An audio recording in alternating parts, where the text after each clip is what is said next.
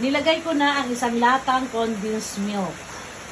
Ang ginamit ko ay Alaska kondensada. Ayan.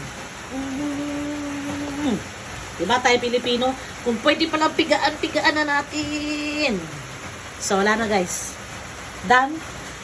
Ngayon, ilagay na natin ang, naglasan ko muna ito, Alaska crema. Alaska all-purpose cream. Ayan. Ibuhos na natin. Ayan. Ha?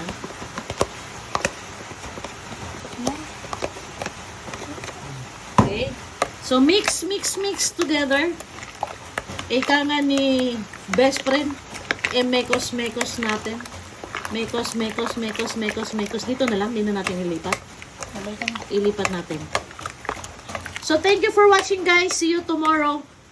Ipakita ko sa inyo na isi-serve ko na sa aking mga bisita bukas.